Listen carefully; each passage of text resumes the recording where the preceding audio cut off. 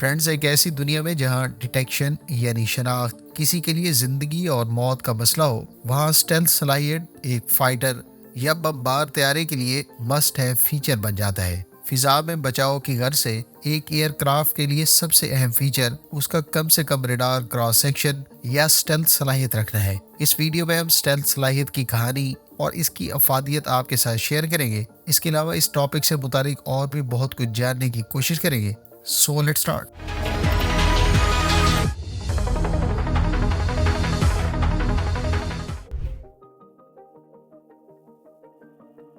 60 کی دہائی میں دنیا کے زیادہ تر ممالک نے انٹیگریٹڈ ایئر ڈیفنسز میں انویسٹ کرنا شروع کر دیا۔ گراؤنڈ اور ایئر بیس ریڈارز کو کمانڈ اینڈ کنٹرول سسٹم کے ساتھ جوڑ دیا گیا، جن کی مدد سے surface to air missile batteries اور ٹیک آف کے لیے تیار ایئر بیس پر موجود فائٹر جیٹس کو ہدایات دی جاتی تھی۔ ویتنام، مڈل ایسٹ اور مغربی یورپ میں اس ٹائٹ انٹیگریشن نے حملہ آور بمبار طیاروں سے بچاؤ میں خاصی مدد دی۔ اس کے نتیجے میں حملہ آور طاقتیں نئی ٹیکٹکس کے ساتھ میدان جنگ میں آنے پر مجبور ہوئیں۔ ان ٹیکٹکس میں airborne command and control, electronic warfare, air defence suppression اور کئی طریقے استعمال کیے گئے۔ ان سب کا مقصد چند ایئر کرافٹ کو اس دفاعی حصار کو توڑ کر مطلوبہ ہدف تک پہنچنے کے قابل بنانا تھا، لیکن اس عمل میں کئی ایئر کرافٹ اور ان کے پائلٹس کو خطرات سے گزرنا پڑتا تھا۔ ریڈار ایئر ڈیفنس کی فاؤنڈیشن تھا اور ابھی بھی ہے۔ ریڈار ایئر کرافٹ کی ڈیٹیکشن کا بنیادی ذریعہ ہے۔ ریڈار ایئر کرافٹ کو 100 یا اس سے زائد میل کے فاصلے پر ڈیٹیکٹ کر سکتا ہے، گو کہ یہ نہیں بتاتا کہ ایئر کرافٹ کی کون سی قسم فلائی کر رہی ہے، تاہم یہ اس کے ممکنہ سائز، سپیڈ اور بلندی کے علاوہ اس کے رخ کا تعین کر سکتا ہے۔ یہ معلومات ایک ایئر ڈیفنس نظام کے لیے کافی ہوتی ہے کہ وہ آنے والے حملے کو ناکام کرنے کے لیے دفاعی فورسز کو تیار کر سکے۔ اس صورتحال نے عسکری منصوبہ سازوں اور ایروسپیس انجینئرز کو اس بات پر سوچنے کی ترغیب دی کہ اگر ایک ایئر کرافٹ دشمن کی ایئر سپیس سے ریڈار میں ظاہر ہوئے بغیر گزر جائے تو اس طرح ایک ہدف کو نشانہ بنانے کے لیے درجنوں طیاروں کی بجائے ایک طیارہ بام کیری کیے ہوئے دشمن کے پیچیدہ دفاعی نظام میں گھس کر متعلقہ آرڈننس گرا کر واپس آ سکتا ہے، اور یہی وہ سوچ تھی جس سے اسٹیلتھ فیچر کے استعمال کا سورج طلوع ہوا۔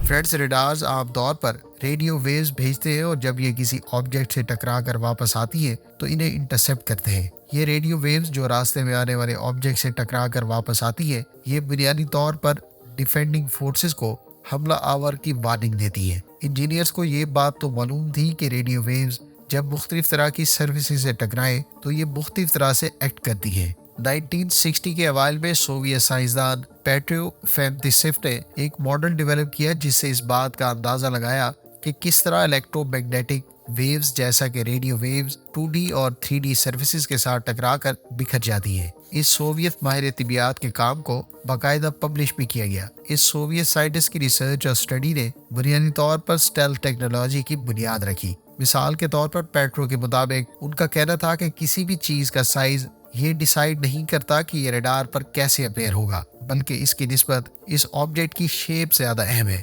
آسان الفاظ میں اس سوویت سائنٹسٹ کے مطابق اگر ایک ایئر کرافٹ سائز میں بڑا ہو تو یہ ضروری نہیں کہ جلدی اور دور سے ریڈار سے شناخت ہو جائے، بلکہ اس کی ریڈار پر نظر آنے کا زیادہ تر انحصار اس کی ساخت یعنی شیپ پر منحصر ہے۔ سوویت سائنٹسٹ نے اپنی اس اسٹڈی پر مزید وضاحت کرتے ہوئے کہا کہ کچھ شیپس ریڈار پر بہت کم انرجی ریفلیکٹ کر سکتی ہے، یعنی ایک بڑا آبجیکٹ بھی ریڈار پر چھوٹا نظر آ سکتا ہے اگر اس کو درست شیپ دی جائے۔ اس سوویت سائنٹسٹ کے کام کو بعد میں 1962 میں انگلش میں ٹرانسلیٹ کیا گیا، اور یوں امریکی کمپنی لاک اینڈ مارٹن کے اسٹرنگ ورکس ڈویژن نے ایک بالکل نئے پروجیکٹ کا آغاز کیا، جس کے تحت ایک ایسے میٹیریل اور شیپ سے طیارہ بنانے پر کام کا آغاز ہوا جو ریڈار کی طرف کم سے کم انرجی ریفلیکٹ کرے۔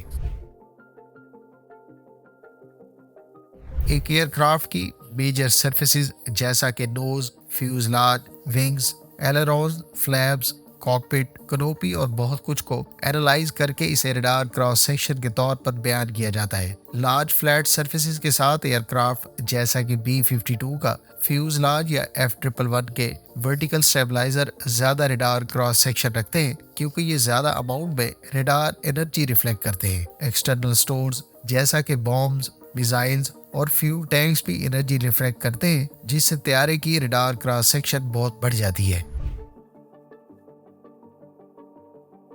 फ्रेंड्स, स्टेल्थ सलाहियत को फोकियत देते हुए पहला तैयारा जो लॉकहीड मार्टिन ने डिजाइन और बिल्ड किया, इसका कोड नेम हैव ब्लू था। ये दीगर बनाए जाने वाले तैयारों से बिल्कुल ही मुख्तलिफ था। दीगर तैयारों की तरह जिनमें कर्व्स, वर्टिकल सरफेसेस और लार्ज गैप्स के साथ इनलेट्स होती है, वहीं हैव ब्लू डायमंड की तरह एंगल्ड सरफेसेस और स्मॉल इनलेट्स रखता था। हैव ब्लू के दो वर्टिकल स्टेबलाइजर ऊपर की जानिब स्ट्रेट होने की बजाय एक दूसरे की तरफ एंगल्ड थे, ताकि ये डायरेक्टली रडार एनर्जी रिफ्लेक्ट न करे। हैव ब्लू बुनियादी तौर पर एक टेक्नोलॉजी डेमोन्स्ट्रेटर था और इसके 4 साल बाद पहले F117A night hoc stealth fighter को प्रोड्यूस किया गया। हैव ब्लू के बरक्स ये फाइट करने के लिए डिजाइन किया गया था और इस पर 2000 पाउंड लेजर गाइडेड बॉम्ब्स को इंटरनली कैरी किया जा सकता था। इसके दोनों वर्टिकल स्टेबलाइजर बाहर की जानिब एंगल्ड और स्वेलो टेल्ड कॉन्फ़िगरेशन के तहत डिजाइन किए गए। अमरीकी फिजाइया के पास 59 F117A तैयारे मौजूद हैं और इनको उस वक्त नेवाडा के सहरा में मौजूद टोनोपा टेस्ट रेंज से फ्लाई किया जाता था। ये तैयारे किसी भी दुश्मन के दिफाई निज़ाम में पेनिट्रेट करने और जमीन पर प्रिसीशन स्ट्राइक्स कंडक्ट करने की सलाहियत रखते थे। दुनिया में इस तैयारे का उस वक्त कोई मद्दे मुकाबिल नहीं था और शायद अभी भी नहीं है। गो के इस तैयारे को अमरीकी एयरफोर्स में बाकायदा 1983 में ऑपरेशनल किया गया था, ताब इस फ्लीट को पहली मरतबा 1988 में रिवील किया गया। इसी साल B-2 स्पिरिट स्टेल्थ बम्बार को भी अनवील किया गया था। फ्रेंड्स, B-2 की खास बात यह है कि इस पर वर्टिकल स्टेबलाइजर मौजूद नहीं है और ये इसके बाद आने वाले स्टेल्थ एयरक्राफ्ट जैसा कि F-22 रैप्टर और F-35 से भी कम रडार क्रॉस सेक्शन रखता है।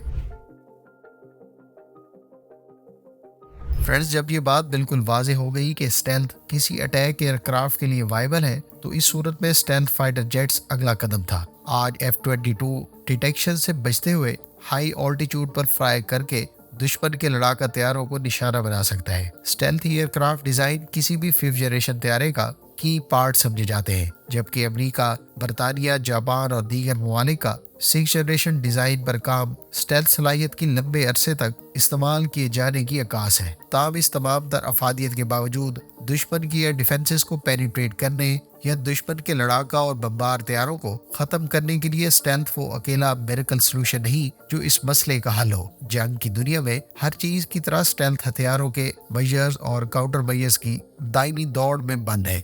आज टेक्नोलॉजिकल एडवांसमेंट जैसा कि क्वांटम रेडार इसको ऑब्सलीट कर सकते हैं, लिहाजा स्टेल्थ को भी मॉडर्न एयरक्राफ्ट के टूल बॉक्स में मौजूद एक टूल के तौर पर ही देखा जाना चाहिए। जैसा कि इस टूल बॉक्स में दीगर चीजें मसलन multipurpose radars, electronic warfare, scrap jet powered weapons, artificial intelligence, offensive और डिफेंसिव लेजर के अलावा दीगर कई सिस्टम्स और वेपन्स शामिल हैं।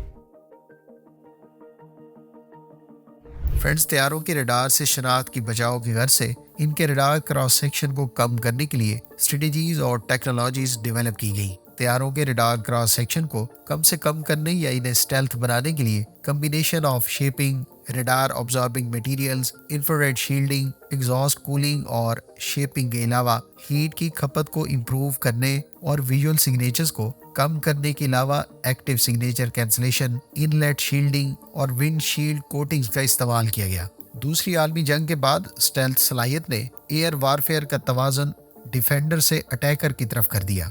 ताहम इस टेक्नोलॉजी की पेचीदगी और बहुत ज़्यादा कॉस्ट ने इसे चंद ममालिक तक ही महदूद कर दिया। अब एक दिन ऐसा आएगा कि नई टेक्नोलॉजी स्टेल्थ को भी डिस्टर्ब कर देगी और इसकी अफादियत को कम करते हुए एक दिन इसे ऑब्सलीट बना देगी। यानी हम ये कह सकते हैं कि जिसको आज एयर फोर्सेस बहुत ज़रूरी समझ रही हैं, ये कल गैर अहम भी हो सकता है। आपकी इस बारे में क्या ओपिनियन है, कमेंट करके ज़रूर बताएं।